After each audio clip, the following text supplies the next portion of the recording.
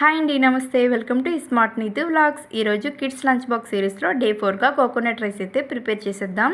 నేను చెప్పే ఈ విధంగా ట్రై చేయండి. మీ కిడ్స్కి అయితే ఫేవరెట్ రెసిపీ అయితే అయిపోతుంది. అంత ఇష్టంగా తింటారనమాట. కిడ్స్కే కాదు, పెద్దవాళ్ళు కూడా చాలా ఇష్టంగా తింటారు. మనం ఈ రైస్ని మసాలా గ్రేవీస్తో కానీ, రైతాతో కానీ, మటన్ కర్రీ, చికెన్ కర్రీ దేంతో అయినా తినొచ్చు. చాలా బాగుంటుంది. కిడ్స్కి పెట్టినట్లయితే, కుకుంబర్ కూడా ఎక్స్ట్రాగా పెట్టినట్లయితే perfect kids lunch box recipe అనమాట. సో దీనికోసం మనకి ముందుగా బాగా ముదురుగా ఉండే కొబ్బరికాయ తీసుకున్నాం అనుకోండి, చాలా బాగా వస్తుంది. నేనైతే కొబ్బరికాయ ముదురుగా ఉండేది తీసుకున్నాను.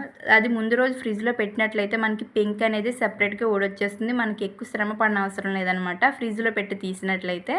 సో ఈ విధంగా చిన్న చిన్న ముక్కలుగా కట్ చేసుకొని మనం మిక్సర్ జార్లో అయితే యాడ్ చేసుకోవాలి. నీట్గా వాష్ చేసిన తర్వాత మిక్సర్ జార్లో యాడ్ చేసుకొని ముందు 2 మినిట్స్ బ్లెండ్ చేసిన తర్వాత కొంచెం వాటర్ యాడ్ చేసుకొని మళ్ళీ బ్లెండ్ చేసామనుకోండి, ఈ ప్యూరీ ఇలా తయారవుతుంది.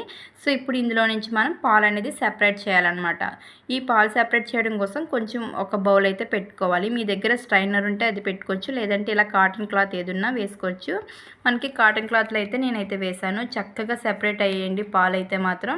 మనకి ఈ కాటన్ క్లాత్ని గట్టిగా స్క్వీజ్ చేసామనుకోండి, పాలు అనేవి కూడా చక్కగా సెపరేట్ అయిపోయి వచ్చేస్తాయి అన్నమాట. చాలా బాగుంటుంది కొబ్బరి అన్నం అయితే. ఒక్కసారి నేను చెప్పే విధంగా ట్రై చేయండి. మీకు ఎలా వచ్చిందో ఖచ్చితంగా కామెంట్ సెక్షన్లో అయితే కామెంట్ చూస్తున్నారా, ఇక్కడ పాలు అయితే సెపరేట్ అయ్యాయి, చక్కగా అయితే వచ్చాయన్నమాట.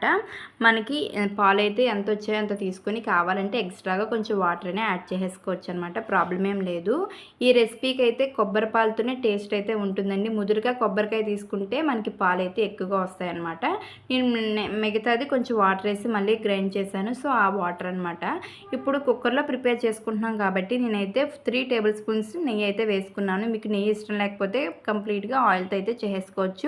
ఇప్పుడు మనకి నెయ్యి బాగా హీట్ ఎక్కిన తర్వాత హోల్ బిర్యానీ స్పైసెస్ అనేవి యాడ్ చేసుకోవాలి. మనం తీసుకున్న రైస్ క్వాంటిటీ బట్టి ఈ స్పైసెస్ అనేవి తీసుకుంటే సరిపోతుంది అనమాట. ఇవి కూడా మనకి బాగా ఫ్రై అవ్వాలన్నమాట.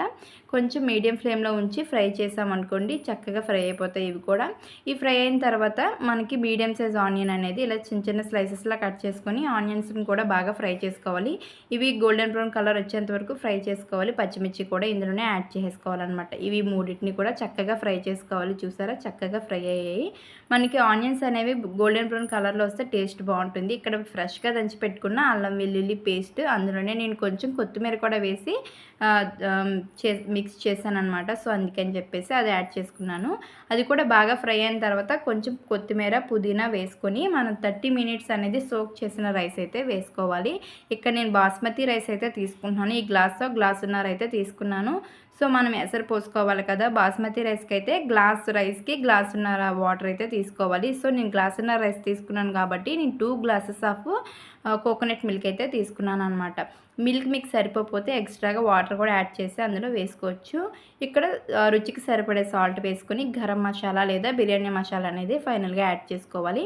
మొత్తం అంతా కూడా మిక్స్ చేసుకొని మనకి టేస్ట్ అది సరిపోయిందో లేదో అడ్జస్ట్ చేసుకోవాలన్నమాట. ఈ స్టేజ్లోనే నేను ప్రెషర్ కుక్కర్లో ప్రిపేర్ చేస్తున్నాను కాబట్టి గ్లాసున్నర అయితే తీసుకున్నాను. అదే మీరు కళాయిలో ప్రిపేర్ చేస్తున్నట్లయితే గ్లాస్కి ఇంకొంచెం ఎక్స్ట్రా అయితే వేసుకోండి. మామూలు రైస్ అయితే గ్లాస్కి 2 గ్లాసెస్ ఆఫ్ మిల్క్ కింద అయితే తీసుకోవాలి.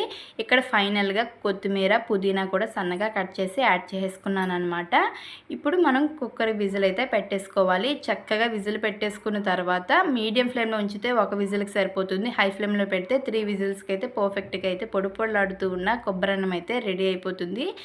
చక్కగా చూసుకొని మనమైతే ఆపేసుకోవాలి. 1 నిమిషం కూడా లేట్ అయినా అటు ఇటు అయినా కొంచెం అడుగైతే మాడిపోతుంది. చూస్తున్నారు ఎంత పర్ఫెక్ట్గా అయితే వచ్చిందో. చాలా టేస్ట్గా అయితే వచ్చిందండి. చాలా సింపుల్ అయిన రెసిపీ. ఒక్క కొబ్బరి పాలు తీసుకోవడమే టైం టేకెన్. మిగతాదంతా కూడా చాలా సింపుల్గా అయితే అయిపోతుంది అనమాట. చాలా టేస్ట్గా ఉంటుంది. మనం రెగ్యులర్గా తినే బిర్యానీస్ కంటే కొబ్బరి పాలతో ఇలా ఒక్కసారి చేయండి, చాలా టేస్ట్గా ఉంటుంది. ఇంక దీనికే ఎక్కువ అలవాటు పడిపోతారనమాట. ఫేవరెట్ రెసిపీ అయితే అయిపోతుంది ఇది అందరికీ కూడా. పిల్లలైతే చెప్తున్నాను కదా, మళ్ళీ అడిగి తింటారనమాట.